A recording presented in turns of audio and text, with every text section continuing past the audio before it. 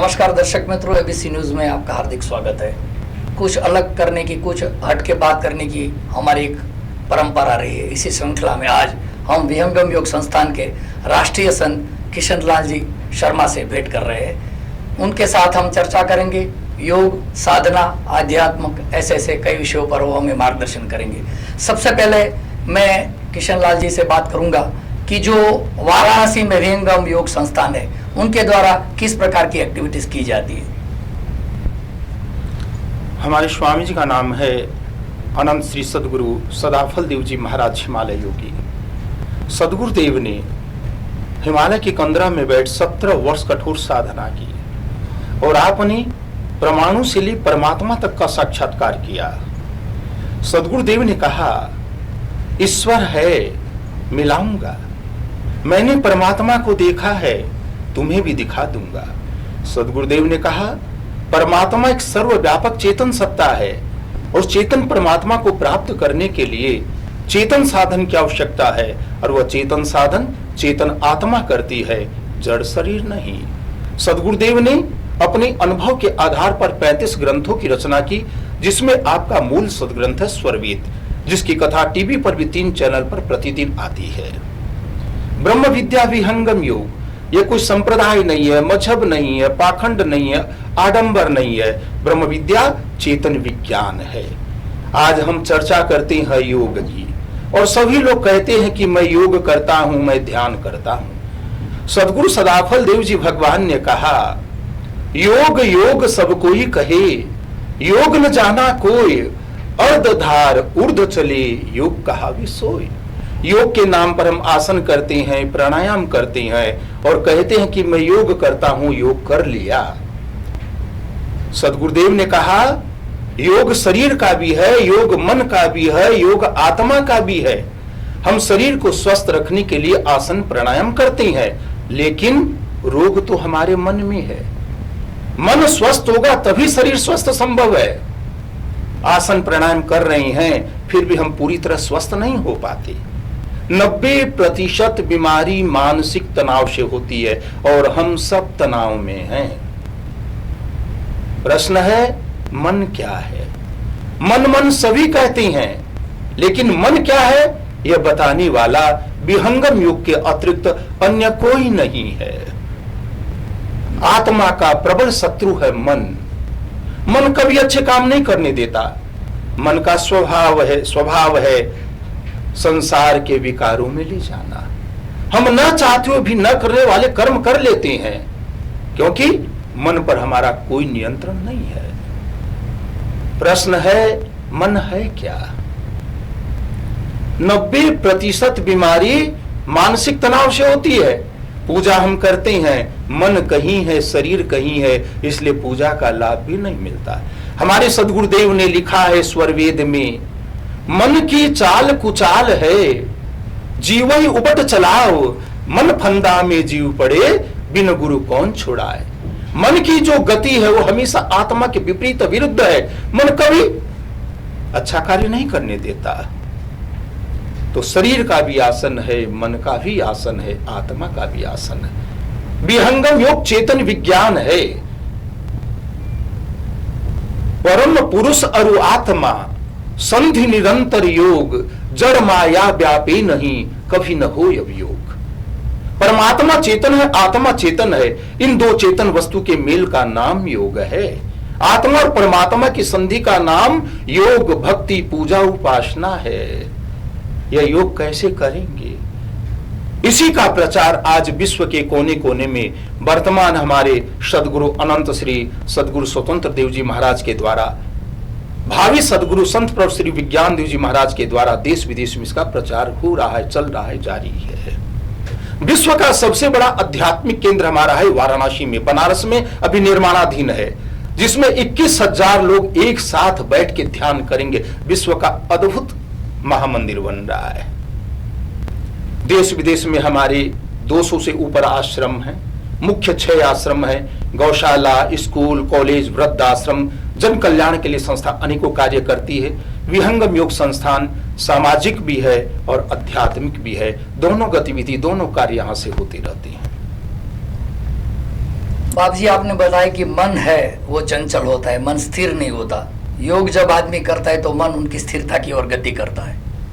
मैं आपसे ये जानना चाहूंगा कि योग के जो प्रचार में गत सालों में वर्ष 2015 में हमारे प्रधानमंत्री जी के प्रयासों से अंतर्राष्ट्रीय योग दिन हम मना रहे हैं 21 जून को, इस संदर्भ में आप क्या कहेंगे? योग का प्रचार मोदी जी कर रहे हैं, लेकिन उन्होंने एक बात यह भी कही कि योग का अर्थ मात्र आसन प्राणायाम नहीं है, तो फिर है क्या? मैंने प्रारंभ में कहा कि योग की चर्चा हम सब करते हैं, लेकिन योग का अर्थ क्या है? दो वस्तु के मेल का नाम योग है।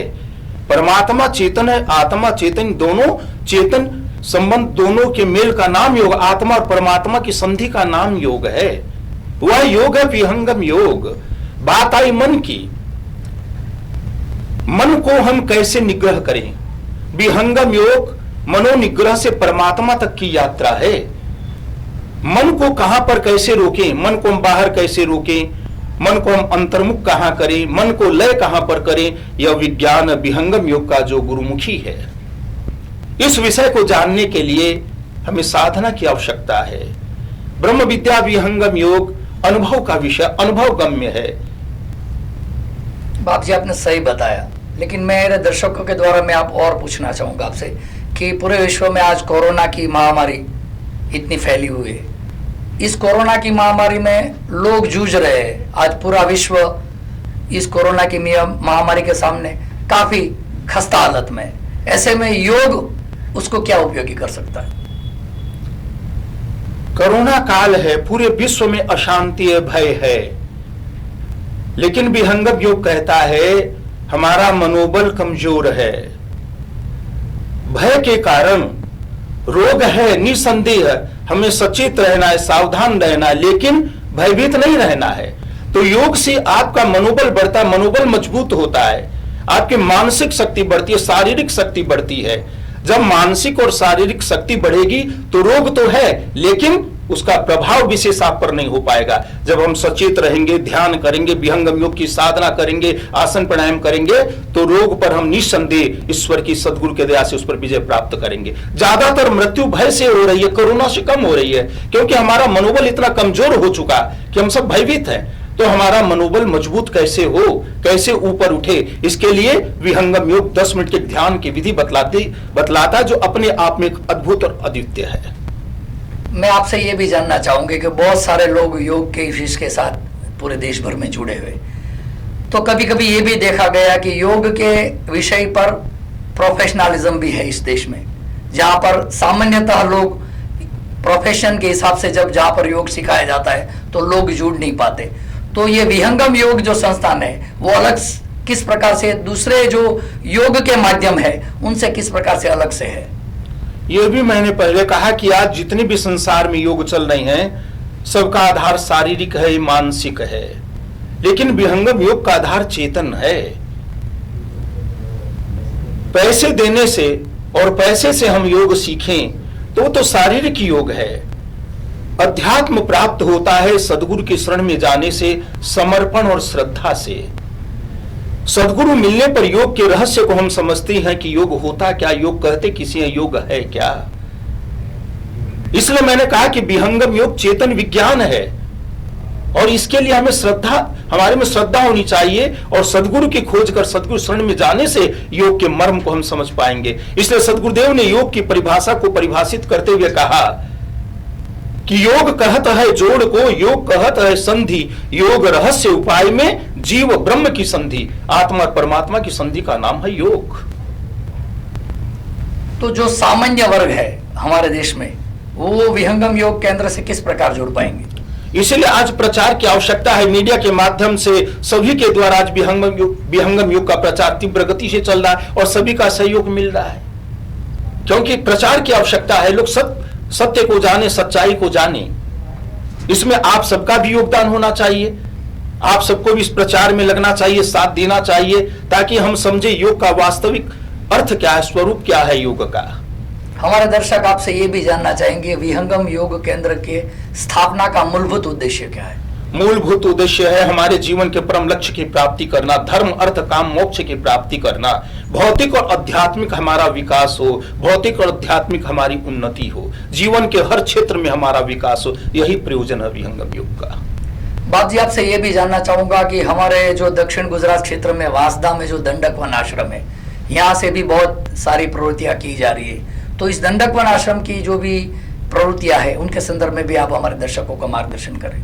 विहंगम योग द्वारा जो आश्रम है विहंगम योग का, वासदा दंडक वन, 3 गुफा वहां बनी हुई है। सुबह शाम ध्यान शिविर होता है।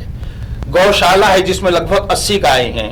गायों का दूध निःशुल्क वहां वितरित होता है गर्भवती महिलाओं को, छोटे बच्चों को। बाग बगीचा सब कुछ है, रहने की अच्छी व्यवस्था है, 24 घंटे भंडारा है। अभी कोरोना काल में लगभग 2 लाख लोगों को वासदा आश्रम के द्वारा, दंडक वन आश्रम के द्वारा सामान की किट बांटी गई, दूध छाछ सबकी व्यवस्था की गई और सामाजिक और आध्यात्मिक गतिविधि निरंतर वहां से चलते रहती है। बाप जी, हमारे यहाँ वेदों की परंपरा है, ऋषियों की परंपरा है, अलग अलग हमारे यहाँ 4 वेद माने जाते हैं। तो स्वर वेद में ऐसा क्या है कि जो अन्य वेदों की तुलना में काफी कुछ अलग है? स्वर वेद कोई नया विषय नहीं है, चारों वेदों का सार है स्वर वेद। और स्व का अर्थ ही है, स्वयं माने आत्मा भी और परमात्मा भी, और वेद का अर्थ है ज्ञान। तो चारों वेदों का सार है स्वर वेद में। और स्वर वेद सद्गुरु सदाफल देव जी भगवान ने समाधि में जो अनुभव किया वही लिखा है, उसमें किसी भी शास्त्र का अन्य पुट नहीं है। सदगुरुदेव ने जो अनुभव किया वही स्वर वेद में लिखा है, और वैसा ग्रंथ आज इस धरती पर दूसरा अन्य नहीं है। अध्यात्म के सभी रहस्यों को स्वरवेद उजागर करता है और परमाणु से ले परमात्मा तक की उसमें चर्चा है। बाप जी, हम आपसे ये भी जानना चाहेंगे कि हमारे देश पर इस प्रकार अनेक विपत्तियां आ रही है, जिस प्रकार से कोरोना है, हमारी सीमाएं जो है आज वो सुरक्षित नहीं हो रही है। हमारे पड़ोसी देश हमारे सामने बहुत सारी इस प्रकार की प्रवृत्तियां कर रही है, जिससे देश की सुरक्षा पर काफी सवाल उठे। तब जाके आगामी दिनों में आप क्या मानते हैं, इस देश का भविष्य क्या है? आप क्या मार्गदर्शन करेंगे? आज जो हो रहा है नया विषय नहीं है, प्राचीन काल में भी ऐसा होता रहा है।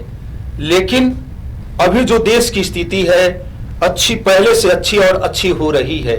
इसका सबसे बड़ा कारण है व्यक्त रूप में सदगुरु सिद्धनाथ धाम पर मौजूद हैं। सदगुरु के द्वारा हम सबको सद्बुद्धि मिल, प्रेरणा मिलेगी। देश का भविष्य उज्जवल है। प्रधानमंत्री मोदी जी हैं जो देश के लिए निरंतर सोचते रहते हैं, देश के विकास के लिए चिंतन करते रहते हैं, और देश का विकास हो रहा है, होता रहेगा। आगे जाके एबीसी न्यूज हमारा जो अभी नया शुरू हुआ है, इसके संदर्भ में आप क्या आशीर्वाद देना चाहेंगे? नहीं, एबीसी की उन्नति हो, विकास को, इसके लिए मैं सदगुरुदेव के चरणों में प्रार्थना करूंगा। और मैं चाहूंगा आप भी दंडक वन से जुड़े, विहंगम योग से जुड़े, और जितना जुड़ेंगे उतना ही आपका भी विकास होगा सदगुरुदया से। तो दर्शक मित्रों, हम आपको बता दें कि विहंगम योग संस्थान, उनके राष्ट्रीय संत श्री किशन लाल जी शर्मा हमारे साथ मौजूद थे। उन्होंने कई विषय पर हमको मार्गदर्शन किया, आध्यात्मिक, योग, साधना एवं विभिन्न क्षेत्रों के संदर्भ में हमें विस्तृत रूप से मार्गदर्शन किया। उनके हम आभारी है। हमारा सौभाग्य है कि आप जैसे परम पवित्र आत्मा की चरण कमल हमारे संस्थान में, हमारे स्टूडियो में आप आए। इसके लिए एबीसी न्यूज की ओर से मैं आपका आभार प्रकट करता हूं। हम हमारे दर्शक मित्रों को बता दें, अलग अलग विषयों के साथ हम इन्हीं श्रृंखला में अगले मकाम में फिर आपसे मिलेंगे कई और व्यस्तियों के साथ। तब तक हमें आज्ञा दीजिए। नमस्कार।